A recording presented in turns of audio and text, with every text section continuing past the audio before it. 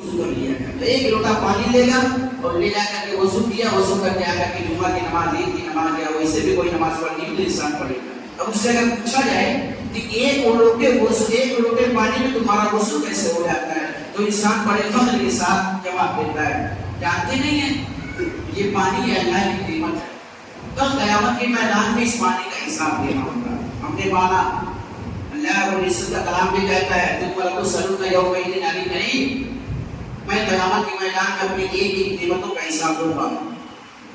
ہم نے مانا کہ اللہ تبارک و تعالیٰ کی نعمت ہے یہ پانی اور اس پانی کا حساب دینا ہے، لیکن جب وضو کرنے کی باری آتی ہے تب ہمیں یاد آتا ہے کہ اس پانی کا حساب دینا ہے، لیکن وہی نوجوان جس نے ایک لوٹے میں وضو کیا ہے، وضو صحیح طریقے سے نہیں ہوا، آ کر کے نماز ادا کر کے چلا جاتا ہے، یہاں سے گیا اور دوسرے دن کہیں مارکیٹ جانا ہے، بائک کو کھڑا کرتا ہے، پورے 1 گھنٹے پکڑ چلا کر کے وہ بائک دھل رہا ہے۔ اپنے نوجوان سے پوچھا، نوجوان تو نے تو بڑے عقل سے کہہ دیا تھا وضو کرنے کے لیے انسان پانی پلائے تو اس پانی کا حساب پروردگار لے گا، لیکن یہ بتا جو 1 گھنٹے سے بائک دھل رہا ہے اس پانی کا حساب خدا نہیں لے گا؟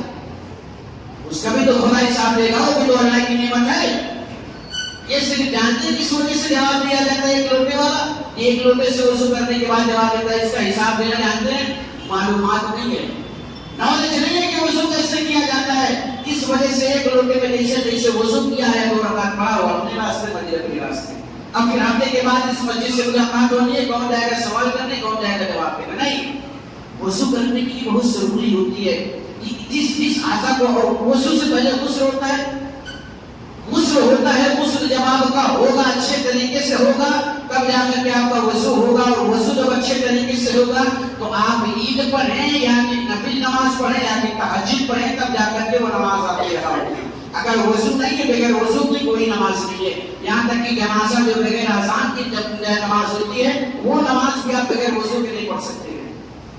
عیدین کی نماز جو بغیر تکبیر بغیر اذان کی ہوتی ہے یہ نماز بھی آپ بغیر وضو کے نہیں پڑھ سکتے ہیں، وضو کے لیے کمپلسری ہے، نماز کے لیے کمپلسری ضروری ہے کہ آپ کو وضو کرنا ہوگا، کیونکہ اسی لیے کلام مقدس نے کہا اذا قمتم الى الصلاۃ، جب تم نماز قائم کرنا چاہو، جب تم نماز پڑھنا چاہو تو صرف فاؤنڈیشن کی کون سی نماز ہو، کوئی بھی نماز ہو، جب آپ کو نماز پڑھنا ہو تو آپ کو وضو کرنا ضروری ہے۔ جب وضو کرنے سے پہلے غسل آتا ہے، غسل بھی ہم نے دیکھا 1 بالٹی 2 بالٹی بھی انسان نہا لیتا ہے، وہ جو پورے ہفتے میں نہایا لیکن جمعہ کے دن ٹھنڈک کے موسم میں جب نہانا پڑ جاتا ہے اسے بہت بھاری پڑتا ہے، 2 بالٹی 3 بالٹی میں کیسے نہائیں گے، اتنی زور سے ٹھنڈک ہے؟ نہیں، یہ ٹھنڈک کیا صحابہ کرام کے دور میں، ہم تو آج اچھی بلڈنگوں میں رہ رہے ہیں، اچھے پلاٹ میں رہ رہے ہیں، لیکن صحابہ کرام کا وہ کھجوروں والی جھوپڑی جب رہتی تھی نا تو اس پہ برف جم جاتے تھے، وہ ٹھنڈک تھی صحابہ کرام کے دور میں، برف جم جاتی تھی، لیکن اللہ کے نبی صلی اللہ علیہ وسلم کے وہ ماننے والے وہ صحابہ اسی پتھر کو اسی برف کو پگھلا کر کے اسی پانی سے وضو کر کے وہ نماز ادا کیا کرتے تھے۔ یہ صحابہ کرام کا کیریکٹر تھا۔ آج ہمیں ٹھنڈک میں نہانا بھی تو بڑا مشکل سمجھ لیا ہے۔ سب سے پہلے ضروری ہے جب ہم نماز ادا کر رہے ہیں تو نماز ایسے پیسے نہیں کہ نماز ادا ہو جاتی، اسی وجہ سے ہم ہفتے مہینے سال نماز پڑھتے رہتے ہیں اور ایک چھوٹی سی تمنا اپنے دل کے اندر لے کر کے سال بھر کی نماز کو پڑھنے کے بعد بھی اگر ہم دعا کرتے ہیں تو ہماری دعا رد کر دی جاتی ہے، قبول نہیں ہوتی۔ وجہ یہی ہوتی ہے جب ہم اللہ تبارک و تعالیٰ کے قبول ہونے کے لائق کام کریں گے اور اپنی بارگاہ میں تب جا کر کے ہماری دعائیں قبول ہوتی ہیں۔ ہم نے یہ سمجھا تھا ہم جیسے تیسے پڑھ لیں گے اللہ قبول کر لے گا، نہیں۔ ایک کپڑا سلوانا ہو انسان درزی کے یہاں لے کے جاتا ہے نا، اگر ایک دھاگا اس کے من کے مطابق نہیں ہے تو انسان منہ پہ پھیر کے چلا آتا ہے، یہ میرے مطابق نہیں ہے، جیسے میں نے کہا تو ویسے کپڑا تمہیں تیار نہیں کیا، یہ کپڑا بیکار ہے، بتاؤ ہم الٹے سیدھے اگر نماز پڑھ رہے ہیں تو پروردگار کیسے ہماری نمازوں کو قبول کر لے گا؟ نہیں رب کی بارگاہ میں نماز کی قبولیت کا شرف حاصل کرنے کے لیے ہم کو سب سے پہلے اچھے طریقے سے غسل کرنا ہوگا، اس کے بعد اچھے طریقے سے وضو کرنا ہوگا، وضو کرنے کے بعد جب ہم مسجد میں آئیں گے 2 رکعت پڑھیں یا 20 رکعت پڑھیں، اللہ تبارک و تعالیٰ ہر رکعت کا سجدہ رب کی بارگاہ میں قبول ہوگا۔ لیکن ضروری ہے کہ ہم سچے دل سے آئیں، اور مسجدوں میں آج کل اکثر و بیشتر 99% مسجدوں میں وضو خانے بھی بنا دیے گئے۔ اب لوگوں نے یہ سمجھ رکھا کہ اپنے گھر کے پانی سے وضو نہیں ہوتا ہے، مسجدوں میں یہ ہینڈ پائپ لگا کر کے یا وضو خانہ بنا کر کے لوگوں کی آسانی کے لیے اگر راستہ بنا دیا گیا نا، حالانکہ یہ جو وضو خانہ ہوتا ہے اس کو اچھے طریقے سے سمجھا جائے تو یہ جانتے کس کے لیے ہوتا ہے؟ یہ باہر سے آنے والے مسافروں کے لیے ہوتا ہے. جس آبادی میں وہ ہے وہ ان کے لیے نہیں ہے. یہ باہر سے جو لوگ کہیں سے آ رہے ہیں، مسافر آدمی ہے، ان کے پاس پانی کا بندوبست نہیں ہے، وہ آ کر کے مسجدوں میں وضو کرے، وضو خانے میں جائے، وضو کرنے کے بعد آ کر کے نماز ادا کریں.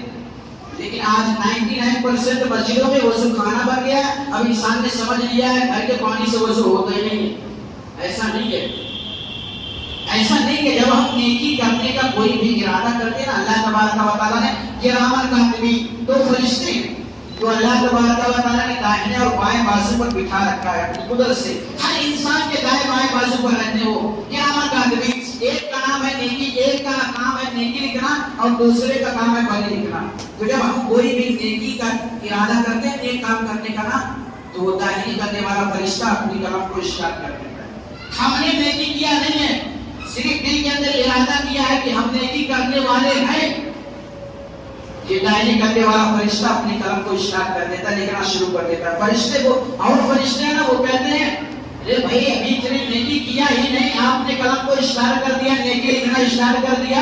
وہ فرشتہ کہتا ہے کیا نہیں صحیح، لیکن کم از کم ارادہ تو کر لیا ہے. پروردگار عالم کا کہنا ہے جب میرا کوئی بندہ نیکی کرنے کا ارادہ کرے کبھی سے اس کو ثواب دیا جاتا ہے. یہ ہمارا اور آپ کا خوش نصیبہ ہے. ہم بغیر نیکی کیے اگر نیکی کا ارادہ دل میں رکھتے ہیں تب بھی ہمیں ثواب عطا کر دیا جاتا ہے. اور جب بندے کو پھر گناہ کرنے کا ارادہ کرتا ہے تب یہ بائیں بندے والا فرشتہ اپنی قلم کو اٹھا لیتا ہے. اے مولا قلم کو چلا دو کیا، اے مولا چیپٹر کو پڑھ دو کیا، اے مولا قلم کو پورا کر دو کیا. اللہ رب العزت فرماتا ہے اے فرشتے ابھی ٹھہر جا، ابھی ٹھہر جا. اس نے گناہ کرنے کا ارادہ کیا ہے، گناہ کیا تو نہیں ہے. جب تک یہ گناہ کرے گا نہیں تب تک اس کی گناہ کو لکھنا نہیں ہے. یہ اللہ تبارک و تعالیٰ کا احسان ہم پر اور آپ پر ہے. ہم نیکی کرنے کا جب ارادہ کرتے ہیں تبھی نیکی لکھ دی جاتی ہے، لیکن گناہ جب تک ہم کرتے نہیں ہیں تب تک گناہ لکھا نہیں جاتا. ہم نے یہ سمجھا کہ مسجدوں کے پانی سے ہی وضو ہوتا ہے، نہیں، گھر کے پانی سے بھی وضو ہو جاتا ہے. اور گھر سے جب وضو کر کے آتے ہیں نا، گھر سے یہاں آئے، مسجد میں آئے، وضو کیا، جلدی سے رومال سے پوچھا کر کے بیٹھے. اور یہ مسجد ہے، یہ اللہ تبارک و تعالیٰ کا گھر ہے. یہاں کوئی نازیبا حرکت آپ کے ایمان کو برباد کر سکتی ہے. یہاں کوئی نازیبا حرکت، نازیبا کام آپ کی عبادتوں کو برباد کر سکتا ہے. اور وہ آپ کا گھر ہے. اگر آپ وہاں سے وضو کر کے آتے ہیں تو اللہ کے نبی فرماتے ہیں جب بندے مومن اپنے گھر سے وضو کر کے نکلتا ہے، گھر کی دہلیز کو چھوڑا ہے، لوگوں سے سلام کیا یا نہیں کیا، ارادہ کیا ہے مسجد تک جانے کا، اللہ کے نبی فرماتے ہیں یا نماز کا ٹائم ہو، یا تو جمعہ کا ٹائم ہو، یا تو عید الفطر عید کا ٹائم ہو، جب انسان اپنے گھر سے وضو کر کے آتا ہے نا، انسان اپنے گھر کی دہلیز سے باہر نکلا، ایک قدم باہر نہ ڈالا ہے، اللہ کے نبی فرماتے ہیں اس کے نامہ اعمال پہ 10 نیکیاں لکھ دی جاتی ہیں. دوسرا قدم آگے بڑھایا، 10 نیکی پھر لکھی گئی. تیسرا قدم آگے بڑھایا، 10 نیکی پھر لکھی گئی. اگر اس نے 100 قدم اپنے گھر سے لے کر کے مسجد تک چلا ہے، اللہ کے نبی فرماتے ہیں اس 100 قدم کے بدلے میں اللہ تبارک و تعالیٰ اس کے نامہ اعمال میں 1000 نیکیوں کا اضافہ کرتا ہے. گھر سے وضو کرنے کر کے آنے میں یہی فائدہ ہے.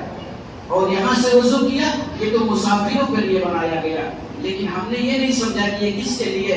ہم سمجھ رہے ہیں ہمارے ہی لیے نہیں.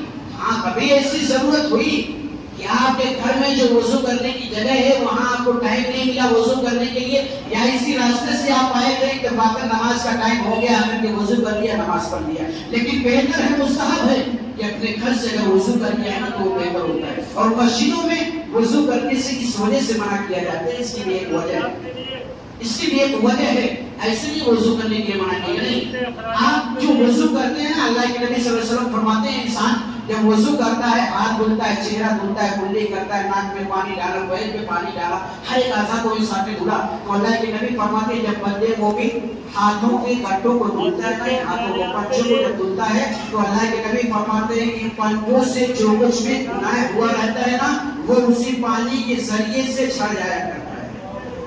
جب انسان کلی کرتا ہے تو زبان سے جو گناہ ہوا رہتا ہے اس پانی کے ذریعے سے وہ چھڑ جاتا ہے. انسان نے ناک میں پانی ڈالا، ناک سے اگر گناہ ہوا ہے اس پانی کے ذریعے سے وہ جھڑ جاتا ہے. انسان نے پانی ڈالا. اللہ کے نبی فرماتے ہیں چہرے سے اگر گناہ ہوا ہے تو وہ پانی کے ذریعے سے جھڑ جاتا ہے. سر کا مسح کیا, اگر سر سے گناہ ہوا ہے تو سر اس پانی کے ذریعے سے وہ جھڑ جاتا ہے. پیروں کو دھونا اور پیروں سے اگر گناہ ہوا ہے, اللہ کے نبی فرماتے ہیں اس پیر کے پانی کے ذریعے سے وہ انسان کا گناہ جھڑ جاتا ہے.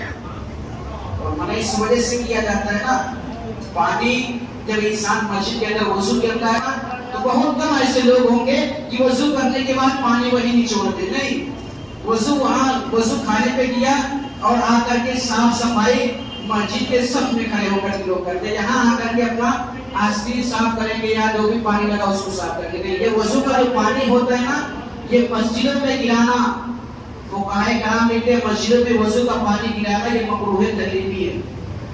حرام تو نہیں لیکن حرام سے کم بھی نہیں ہے.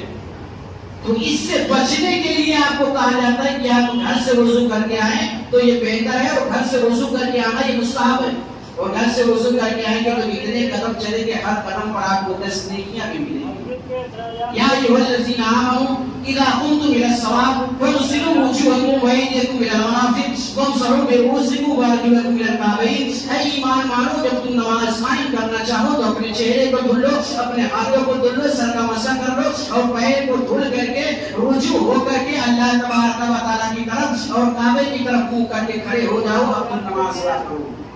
تو وضو یہ نماز کے لیے ضروری ہے, اور غسل یہ وضو کے لیے ضروری ہے, اور غسل ہر بندے مومن کو پاک رکھنے کے لیے ضروری ہے.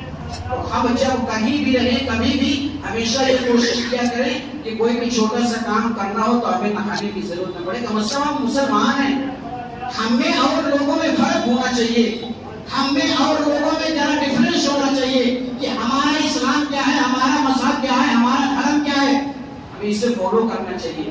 ہم لوگوں سے الگ تھے لیکن آج ہم نے اپنے کیریکٹر کو بنیاد پر ان میں اپنے آپ کو بھی شامل کر لیا. یہ ہماری تاریخ نہیں تھی. اللہ کی بارگاہ میں دعا کرتے ہیں مولا کریم میرے کہنے میں آپ کے